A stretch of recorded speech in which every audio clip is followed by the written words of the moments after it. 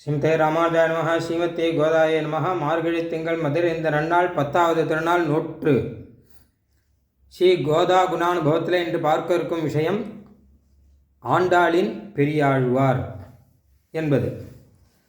பொதுவாக பெரியாழ்வாருடைய திருமகளார் ஆண்டாள், பெரியாழ்வார் பெற்றெடுத்த பெண் பிள்ளை. அது மட்டும் இல்லாமல் ஆண்டாளே தம்மை சொல்லிக் கொள்ளும்போது பட்டர்பிரான் கோதை, விட்டுச்சித்தன் கோதை அப்படி தான் சொல்கிற வழக்கம். அதனால் பெரியாழ்வாரை இட்டு ஆண்டாளை சொல்லுவாள். ஆனால் சுவாமி தேசிகன் ஆண்டாளின் பெரியாழ்வார் தாத்தஸ்துதே மதுபிதகன்னு ஆரம்பித்து சாதிக்கிறார். என்ன காரணம்னு கேட்டால், பெரியாழ்வாருக்கு அந்த பெரியாழ்வார்ங்கிற திருநாமம் அது கொடுத்ததே ஆண்டாளுடைய வைபவம் தானா, அதனால் அப்படி சாதிக்கிறார். பெரியாழ்வாருடைய திருநாமங்கள் பார்த்தா அவருடைய சீசுக்திகளில் பெரியாழ்வார் திருமொழி, நாச்சியார் திருமொழி இதெல்லாம் வரும். விட்டுச்சித்தன், பட்டர்பிரான் இப்படியெல்லாம் வரும். விட்டுச்சித்தன்கிறது பெரியாழ்வாருடைய இயற்பெயர் அப்படின்னு நம்ம வச்சுக்கலாம். விஷ்ணுனுடைய சித்தத்தில் அவர் இருக்கார், இவருடைய சித்தத்தில் விஷ்ணு இருக்கார் அப்படிங்கிற அர்த்தத்தை அது ரொம்ப பொருத்தமாக இருக்குது. அது பட்டர்பிரான் அப்படின்னா அவர் வேத அர்த்தங்கள்லாம் அப்படி சாதிப்பாராம். வேதப்பயன் கொள்ளவல்ல விட்டுச்சித்தன், நல்ல உயர்ந்த பிராமணர்களை பட்டர்னு சொல்லுவான். இன்றைக்கும் இந்த வழக்கம் மலையாளத்தில் உண்டு. அதனால் பெரியாழ்வார் அந்த ஸ்ரௌத சூத்திரத்துக்கு வியாக்கியானம் பண்ணியிருக்கார். அந்த வியாக்கியானம் இப்பவும் கிடைக்கிறது. அதனால் சுவாமி தேசிகன் கல்பசூத்திர வியாக்கியாதாவான பெரியாழ்வார் அருளி செய்தாருங்கிறார். யாகாதி அர்த்தங்கள் மொத்தமும் கரைச்சி குடித்தவர், பரம வைதிகர், த்விஜகுல திலக்கம், பிராமண குலத்துக்கே திலக்கமாக இருக்கிறவர். அதனால் பட்டர்பிரான், பட்டநாதன் அப்படின்னா அவருக்கு திருநாமம். அப்புறம் ஆழ்வார் அப்படிங்கிற திருநாமம் எப்படி வந்ததுன்னு கேட்டால், பகவத் பக்தியிலே ஆழ்ந்து இருந்து நம்மையும் ஆழ வைத்தார் அப்படிங்கிறபடினால. பெரியாழ்வார் ரெண்டு விஷயம்.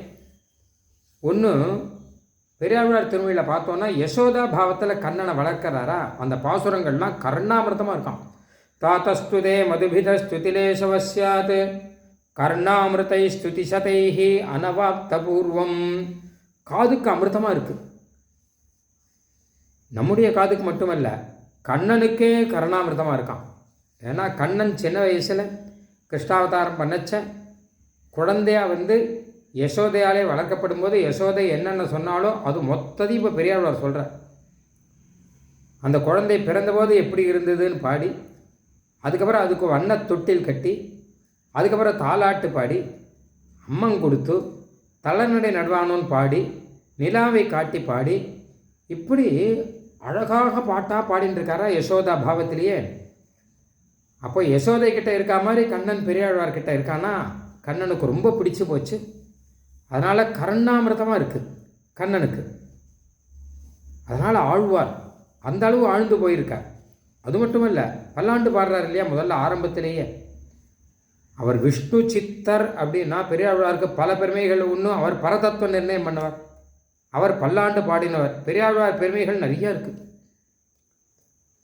பல்லாண்டு பாடினார்னா எம்பெருமானுக்கே பாடினார். அது ஆழ்வார்களால் மட்டும்தான் முடியும். ஏன்னா நம்மாழ்வார் பல்லாண்டு பாடுறார். ஊழிதோர் ஊழி வாழியா என்று யாம் தொழ இசையும் கொல்னு வரும். பெரியவாச்சன் பிள்ளை அழகாக ஒரு விஷயம் சாதிக்கிறார். பெரியாழ்வார் பல்லாண்டு பாடினதாவது பரவாயில்லை, பல்லாண்டுன்னு பல வருஷம் அப்படின்னு பாடுறார். ஆனால் நம்மாழ்வார் பார்த்தார், வருஷ கணக்கெல்லாம் சொல்லக்கூடாதுன்னு தர்றார் பெருமாளுக்கு. ஏன்னா நமக்கு தான் வருஷ கணக்கு 100 வருஷம் அப்படின்னு. நமக்கு 100 வருஷம் ஆயுஷ். கொசுவுக்கெல்லாம் நாள் கணக்கு, ஒரு நாள் இருக்குமோ 1.5 நாள் இருக்குமோ. சில ஜீவிகளுக்கெல்லாம் நாள் கணக்கு, சில ஜீவிகளுக்கெல்லாம் மாத கணக்கு, சில ஜீவிகளுக்கெல்லாம் வருஷ கணக்கு. பெருமாளுக்கு என்ன கணக்கு சொல்கிறது? வருஷ கணக்காக சொல்ல முடியும். அதனால் கல்பங்கள் கணக்காக பல கல்பங்கள், ஆயிரக்கணக்கான கல்பங்கள் பெருமாள் இருக்கார். ஊழிதோர் ஊழி வாழிய அப்படின்னு பாடுறார் நம்மாழ்வார். அந்த மாதிரி பல்லாண்டு பாடுறவர்கள்லாம் ஆழ்வார் அப்படின்லாம். சுவாமி தேசிகனை எத்தனை பல்லாண்டு பாடிருக்கார்? ஆழ்வார்களை காட்டிலும் நிறையா பல்லாண்டு பாடுகிறவர் சுவாமி தேசிகன் தான். என்ன கேட்டால் ரொம்ப அழகாக இருக்கும் சுவாமி தேசிகனுடைய பல்லாண்டெல்லாம். கிட்டத்தட்ட 25 பேருக்கு மேலே பல்லாண்டு பாடிருக்கார் தேசிகன். ஒரு உதாரணம் சொல்கிறேன். பெரியாழ்வார் திருவடிக்கு பல்லாண்டு பாடுறார். இன்னும் சேவடி செவ்வி திருக்காப்பு பொன்னடி வாழ்கன்னா பாடுறார். ஆனால் சுவாமி தேசிகன் திருவடி கீழே இருக்கிற பாதுகைக்கு பல்லாண்டு பாடுறார். ஜெயதி முகுந்தஸ்ய பாதுகா யுகலி. அது மாதிரி பகவத் ராமானுஜருக்கு பல்லாண்டு பாடுறார் சில பேர். சுவாமி தேசிகன் ராமானுஜருடைய சீசுக்திக்கு பல்லாண்டு பாடுறார்.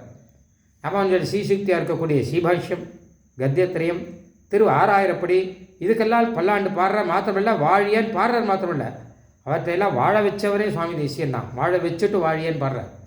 சீபாஷ்யம் இன்றைக்கி இருக்குன்னா, திருவாரூரப்படி இருக்குன்னா தேசிகன் தானே காரணம். வாழ வச்சுட்டு வாழிய அப்படின்னு பாடுறார். அந்த மாதிரி ஆழ்வார்கள் வாழி, அருளிச்செயல் வாழி அப்படிலாம் பாடுறதுக்கு முன்னாடியே சுவாமி தேசிகன் ஒன்று பாடிருக்கார். என்ன தெரியுமா அப்படின்னா, இந்த ஆழ்வார்களுடைய அருளிச்செயலை யார் பாராயணம் பண்ணுறார்களோ அவர்கள் வாழிங்கிறார். அதான் ரசம். இதெல்லாம் தூய தென்மறை வல்லவர் வாழவே அப்படின்னு சுவாமி தேசிகனுடைய சீசுக்தி. ஆக இந்த மாதிரிலாம் பார்த்தோன்னா பல்லாண்டு பாடுறவர்கள் ஆழ்வார்கள், சுவாமி தேசிகன் போன்றவர்கள் ஆச்சாரியர்கள். ஆனால் அவர் எப்போ பெரிய ஆழ்வார் ஆனார் அப்படின்னு கேட்டால், ஒரு சமயம் நித்திய சூரியெல்லாம் ஸ்ரீவில்லிபுத்தூரில் பெருமாளை சேவிக்க வந்தார். வடபத்திர சாயியை சேவிக்கணும்னு வந்தார். பெருமாளை சேவிச்சா, ஏன்னா இந்த வடபத்திரி சாயி திருக்கோலம்ங்கிறது ஸ்ரீவைகுண்டத்தில் கிடையாது, அதனால் இங்கே பெருமாளை சேவிச்சா. அதுக்கடுத்து அப்படியே ரங்கமன்னார் சேவிக்கலான்னு போனான். ரங்கநாதன் தானே அங்கே ஏழு இருக்கார். மாப்பிள்ளை கோலத்தில் மணாளரார் அந்த கோலத்தில் இருக்கார். பக்கத்தில் கோதா நாச்சியார், அவரையும் சேவிச்சா. அப்புறம் பக்கத்தில் பெரியாழ்வார் இருக்கார், அவரையும் சேவிச்சா. அப்போ தான் கேள்வி வந்து, என்ன சுவாமி பெரியாழ்வார் போய் சேவிக்கிறங்களே, ஏன் நான் அவரும் நித்திய சூரியன், நீங்களும் நித்திய சூரியல் தானே, ஆழ்வார் எதுக்கு சேவிக்கிறவங்க? ஏன்னா ஆழ்வார்களில் நித்திய சூரியனுடைய அவதாரம் அப்படின்னு சத்ததூஷணியில் தேசியம் சாதிச்சிருக்கேன். ஆழ்வார்கள்லாம் நித்திய சூரிகள் தான், நீங்களும் நித்திய சூரிகள் தான், பெருமாளை சேவிங்கோ பரவாயில்ல, ஆழ்வார் ஏன் சேவிக்கிறவங்கன்னு கேட்டான். அப்போ அவள் சொன்னால், இவர் சாதாரண ஆழ்வார் இல்லை, எங்களில் ஒருவரான ஆழ்வார் மட்டுமல்ல, இவர் பெரிய ஆழ்வார். ஏன்னா எப்போ பெருமாளுக்கே மாமனார் ஆயிட்டார். கோதாதேவி சூடி கொடுத்த மாலையை பெருமாளுக்கு கொடுத்து, அப்போ பெருமாளுக்கும் கோதாதேவிக்கும் பரிணயம் நடக்கும்படி பண்ணி, அந்த பெருமாளுக்கே மாமனாராக எப்போ ஆயிட்டாரோ அப்போ அது பெரிய ஸ்தானம். மாமனார் ஸ்தானம் அப்படிங்கிறது பித்ரு துல்லியம், அப்பா மாதிரி அத்தனை கௌரவம் மிக்க ஸ்தானம். அதனால் நாங்கள் கட்டாயம் சேவிக்கிறோம் அப்படின்னு சேவிச்சாலாம். ஸ்வசுரம் அமர வந்தியம் ரங்கநாதஸ்ய சாட்சாத் திஜகுல திலகம் தம் விஷ்ணு சித்தம் நமாமி. அமர வந்தோம்னா நித்திய சூரிகள் சேவிக்கும்படியாக இருக்கா. ஏன்னா ரங்கநாதஸ்ய ஸ்வசூரம், ரங்கநாதருடைய மாமனார் ஆனபடியினாலே அப்படின்னு. அதனால் அவர்கள்தான் இவருக்கு பெரியவர் அப்படின்னு பட்டம் கொடுத்து பெரிய ஆழ்வார். மற்ற ஆழ்வார்கள்லாம் மாதிரி இல்லை, நித்திய சூரியர்கள் தான் எல்லா ஆழ்வாரும் அவதாரம் பண்ணால். ஆனால் இவர் பெரியவர், பெருமாளுக்கே மாமனார் ஆனவர், சூடி கொடுத்த மாலையை, ஆண்டாள் சூடி கொடுத்த மாலையை பெருமாளுக்கு கொடுத்தவர் அப்படிங்கிறபடியினால் பெரியாழ்வார் ஆக்கினார்கள். அன்றிலிருந்து ஸ்ரீவில்லிபுத்தூரில் பெரியாழ்வார்னு திருநாமம் வந்தது. அது சம்பிரதாயத்தில் இருக்குது. இந்த ரகசியத்தை சுவாமி தேசிகன் சொல்கிறார்.